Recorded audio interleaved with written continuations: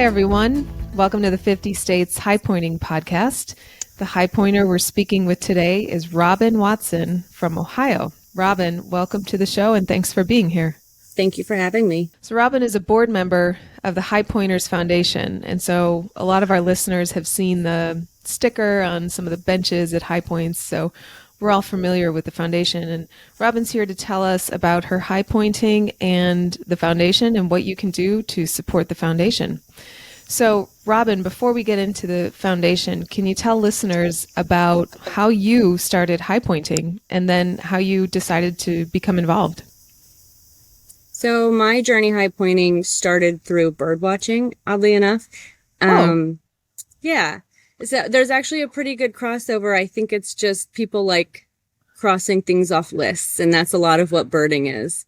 So a fellow bird watcher told me about highpointing, and he was trying to get me involved for many years. And one day I just thought, let's see what Kentucky is about. And so I did Kentucky and Virginia and kind of got hooked. Stuck with it for a few years. My friend unfortunately passed away and he was not able to finish all 50. I think he got to maybe 46. And that sort of lit a fire to kind of pick up the hobby and take it more seriously and to finish it. So that's kind of where my journey began. That's when I officially joined the club rather than just doing it on my own. And I started the next year going to the conventions that they hold every year. So can you talk about some of your most memorable high points and maybe what you like about highpointing in terms of the travel and how it gets you out seeing the country? Oh my gosh. That's the best thing about highpointing is all the memories. They're all memorable. Yeah. Every time I go highpointing, there's just another crazy story that, I've been pulled over.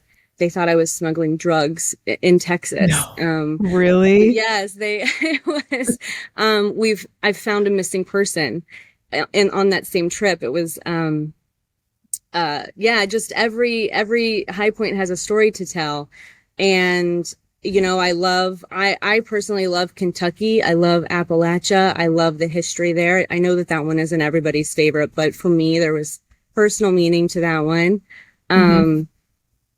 I don't know, you get hailed on, you get a failed summit. They all have so many special meanings. Gannett Peak in Wyoming was one of the hardest things I've done, and it was spectacular. The views, the trip, the journey. It was just, yeah. Well, I want to know more about Gannett Peak, but first, we can't just gloss over the fact that you were suspected of smuggling drugs and you found a missing person. Can you elaborate on that? Yeah. So my friend, who kind of started the journey with me, she had moved to Florida. So she had Florida tags. She had an Ohio license and I had a Kentucky license. And those three states are kind of known with I-75 with drug movement. And we were 3:00 in the morning driving in the middle of nowhere, Texas, trying to find this little hotel to get a few hours of sleep before we climbed Guadalupe. And we got pulled over and they held us for hours on the side of the road, separated us. It was an interdiction unit. All these other officers showed up and they were just drilling us. Has anyone else would have been able to put anything in your bags? Have you been inside of your bags this whole time? And I was so naive. I just was thinking, I just told them I might have one of my friend's hair ties or a sock or something like that in my bag. And they were naming off all these drugs that I'd never even heard of before. And eventually, I don't know if they just looked into our story, because surely these two girls from across the country with not matching tags are not going to climb this mountain in Texas. But they let us go eventually. We make it to the hotel room.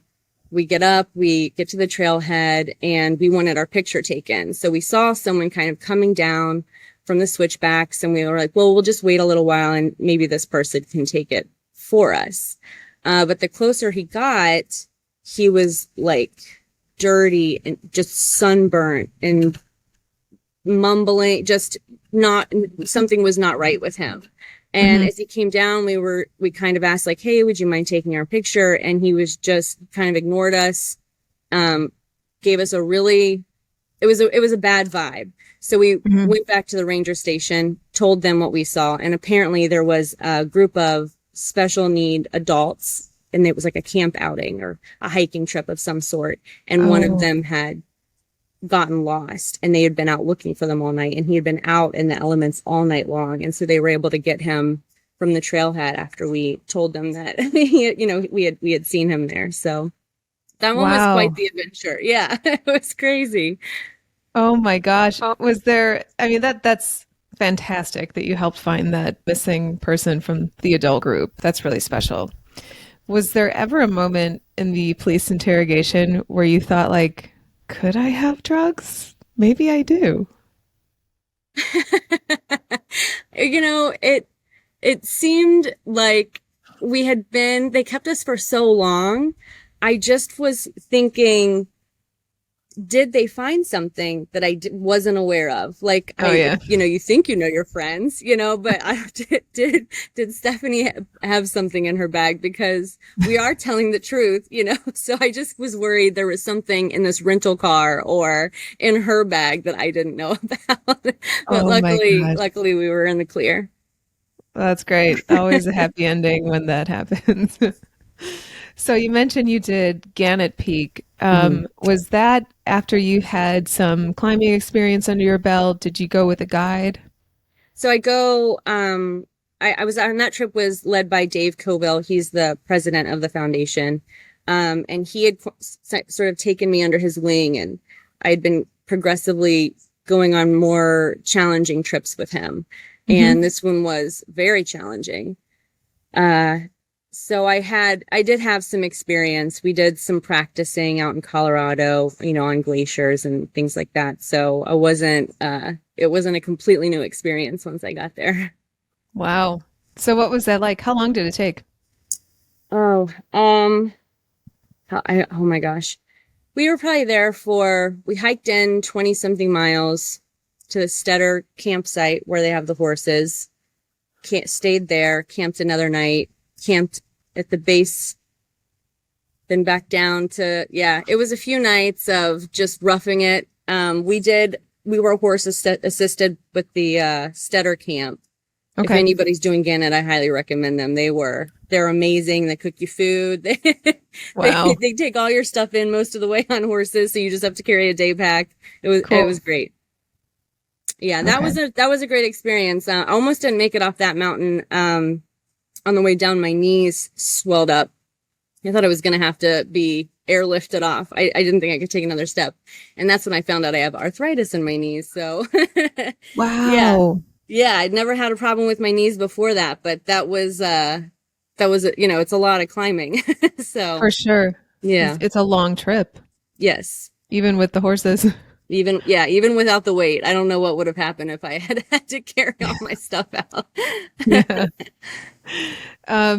So have you done any other mountains further west? Oh, let's see. Arizona. I've not done it. COVID was supposed to be my out west year, and it didn't. I put a damper on that. Our convention was supposed to be out west that year, and I was going to use that time to do some high points, but no, I've not done. I attempted Hood and Rainier early in May last year, and the weather kept us off. It was probably just too early in the year for us. And I attempted Orizaba over New Year's Eve this past New Year's Eve. That was my first experience with altitude sickness. I didn't summit. I got right to the glacier, about 16 something feet, probably 16,000, maybe 700. I'm not sure where that was, but I got pretty sick, so I had to go back down. Yeah. What did it feel like when you got sick? I was shaking uncontrollably. I was pretty nauseated. I was pretty tired. And I was with Dave Coville again, and he was pretty concerned. And we had two guides with us, luckily. So one of the junior guide took me back down. Yeah. It just kept getting worse and worse. I could barely drink water. Just turning over in my sleeping bag made me nauseous. I would have never summited. You know, sometimes you look back and you think I should have pushed a little bit more. How much more could I have given? And I'm very bad about that, but I am 100% certain I would not have summited. I would never have made it across that glacier. I was so sick. So I made the right choice. Yeah. Good. Well, I heard that's a cool trip anyway, you know, regardless of whether or not you summit. 100%. And I have to go back now. So yeah, of course. I can't wait. So do you still do bird watching? I do. Yeah. Not as often as I used to. I kind of wax and wanes with that hobby. It, you know, and in the summer, it's not good bird watching. They don't like the heat. So. Oh yeah. By that time they've already like migrated, right? Yeah. Spring is great. And Ohio is a great birding spot. They all they fly into the coast, skip over the southern states, and then they all come rest here in Ohio. So it's great. It's a great migration area. Okay. Wow. I was on a boat of bird watchers. I didn't even know it. My husband and I were going to the Channel Islands from Ventura to Santa Cruz Island, and they were on a bird watching guided tour. Yeah. And we got off at Santa Cruz Island, and that was just one of the stops for them. But they went all around the islands, and just listening to their guide talk about what they were seeing. I'm like, oh, this is really cool. And the cameras that they had were insane. Yeah, you would think a pair of binoculars, a hike in the woods, what a cheap hobby. It's not. No. Then you start looking into trips like that, a big day, a big year. I mean, it could be very expensive. Yeah, their cameras look like telescopes. Mm-hmm. And those cameras in particular are, because they have to be able to catch the movement as well. Okay. There's something special. My sister does macro photography, and her lenses are very expensive, but her objects are pretty still. But to get those birds in flight and that far away, those lenses are insane. You could buy a car for some of those cameras. Yeah, and I heard all of them talking about the technicalities of their different cameras. I'm like, man, this is a different world. Yeah. I was on the boat just hoping I'd see dolphins. I did. Yes. So then you mentioned you're a member of the Highpointers Club and you've attended some conventions. Can you talk about those? Yeah. So once I officially joined the club, and I wasn't just doing it on my own, I decided to go to one of the conventions, meet some other high pointers. I was a little nervous going by myself. It wasn't too, I love road trips and I love traveling, but usually I spend that whole time solo. So going to a big convention where there's lots of people who probably know each other, like, it's intimidating. So, on the 50 states high pointing page, every time I kind of high pointed my way there, and I would post, oh, I'm at this high point. It's my 17th high point, my 18th high point. Yeah. A lot of people had seen me kind of on my way there. Cool. And Tim Webb was the president at the time of the club, and he came up and introduced himself. And so that was and he was sort of like this one-man welcoming committee. Everybody knows Tim Webb. He's from Alabama, and he introduced me to some other people, and it's just such a welcoming community, and everybody just wants to tell their high pointing stories. And so that was my experience with my first convention, and I've been to every one since. Okay, so what year was that? That is a good question. Or where was it? Also a good question. Massachusetts. Cool. Okay. Yeah. Okay. I haven't done the Massachusetts High Point, but everyone said it's really beautiful. Yeah, it's a pretty cool little spot. It was a cute convention too. I liked that one. So, and it was an easy one from Ohio, and I hadn't done most of the high points on the way there. So it was a nice little trip for me. And so, yeah, a lot of people that I met were like, oh, you're the girl that was posting, you're the one I saw your Facebook post on.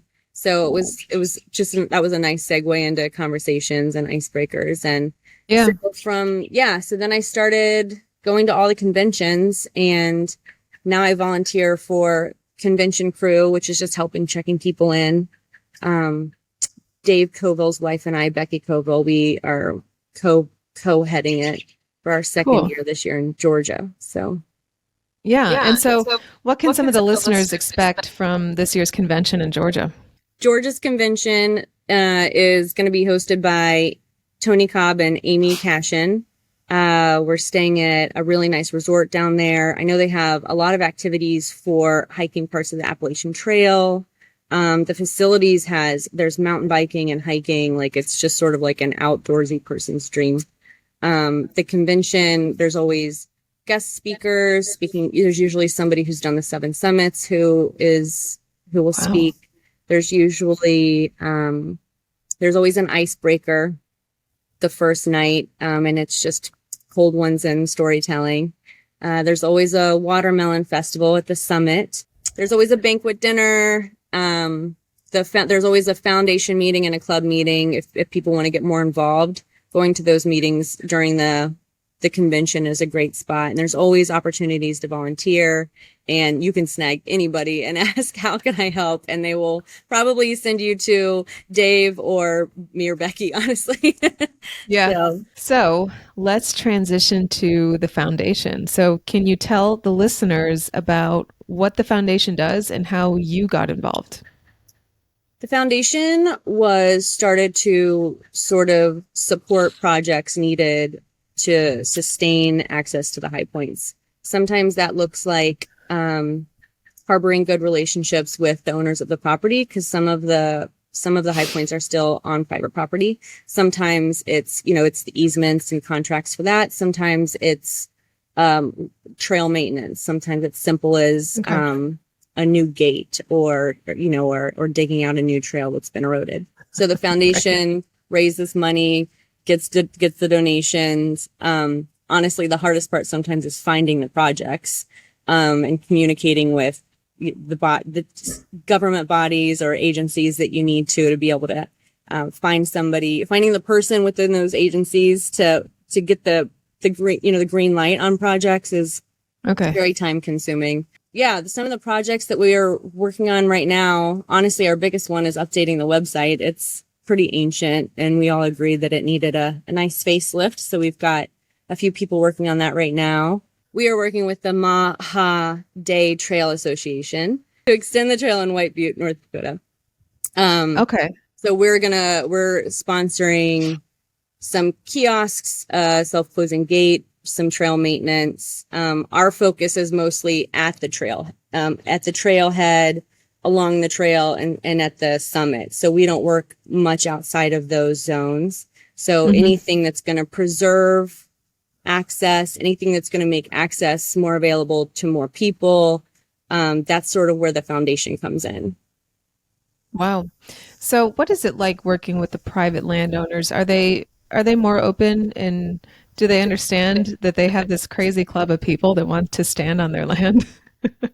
It seems like the people before me have done a really good job harboring those relationships and really fostering a good understanding and finding a good common ground between both parties.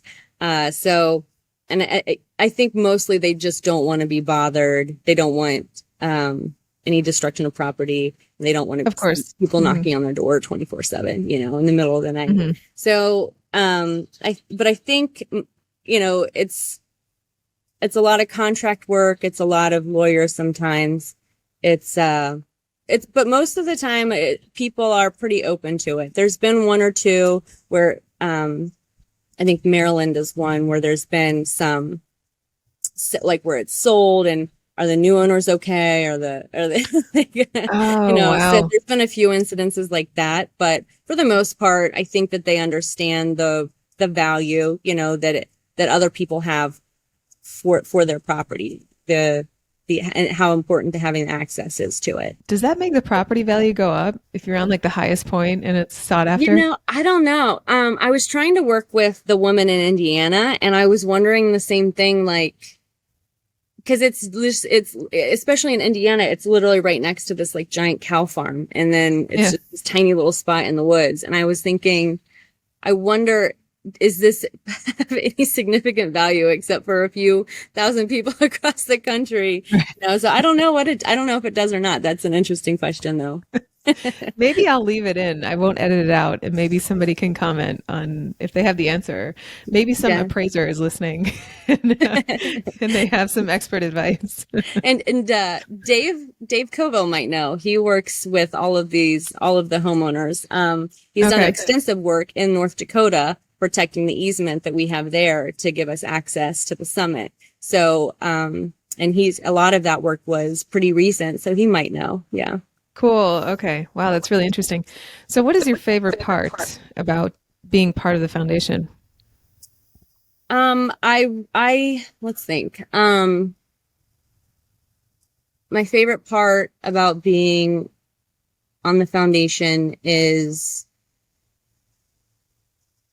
I like going to a summit and seeing Kentucky is a great example. It could use a lot of work, and that's something that the foundation is working on, but it's one that is taking a lot of time because of politics. But to go to some place like that and to see how run down it is, and then to see the work that the foundation puts in going back 5 years later, and being able to see the work that has been put in, and not just to make it pretty, but sustainable, for the environment and for future visitors for decades. Accessibility for people with different needs. It's just really satisfying to see that that's something that I'm a part of, and that's a legacy that will last for generations. Yeah, you're right. And the people that I talk to just throughout doing this podcast, this is such a big, I don't want to say it's a big part of their life because they have other things too, but this is it's not only a hobby for them, they actually love everything that high pointing entails, and they document it a lot by taking pictures at the high points and putting that together. And I often put that at the end of a YouTube video as like a slideshow. And in order to do that, to stand on these points and to take these pictures in these places, your foundation makes that possible by access and just by maintenance as well. So the work that you do in the foundation and with all of your colleagues there, it helps so many people achieve these goals. And they come from all walks of life, I'm learning. It's a cool thing that some people spend the better half of their lives trying to achieve all 50, Mm-hmm. Yeah. Yeah, I love hearing the stories about, I love the little kids who have got 25, they're 10 and they have 25. I love the stories of, I didn't start until I was 65 and retired, and, I'm going to try to get all 50. Everybody's story is so different, but they're all, it's all for the same love. It's all for the same goal. It's all just for trying to tick off all 50 of these 50 plus, then you've got county high pointers and I know all the territories. Oh yeah. I've met a lot of people just doing this podcast who they have so many lists. Like after they're done with the states, there's another list, and then there's another one and another one. Yes. And it's cool because if they weren't doing those lists, they'd be finding another hobby that has lists. And it gets you outside, keeps you healthy, keeps you moving. I don't see a problem. And you see parts of the country that you would never, ever see. Yeah. I prefer driving, no matter how far away the summit is. I prefer driving because you just see the most random, you meet the best people, you get the best stories, you get pulled over by cops in Texas thinking that you're smuggling drugs, So just all of these stories come from just because we're all on the same journey, and there are a million roads to get there, to get to the end, and we're all just driving them and telling our stories. It's a really cool experience. So for the listeners who want to know how they can be involved in the foundation from wherever they are in the country, what can they do? They can go to the Highpointing Foundation website at highpointingfoundation.org, and There are lists of all of our past projects, our future projects. All of the board member details are there if you wanted to reach out to someone specific, if you needed to email the foundation, all that information is there. If you want to donate, you can use PayPal, you can use your credit card. That it's all there, listed easily on the website. Perfect. And I'll provide those links in the show notes for the podcast and YouTube. And also, you are on Instagram as well, where you document some of your projects. Am I right? Yes. Okay. All right. Well, I'll give that as well. And thanks for being here, Robyn, and thanks for giving us information about the foundation, because I always talk about the club on the podcast, Mm-hmm. and I wanted you here because the foundation makes what we do possible, and it really elevates the quality of the experience on a lot of summits. So the work that you do is important and it's appreciated. So thanks for your time. Thank you. I really appreciate that.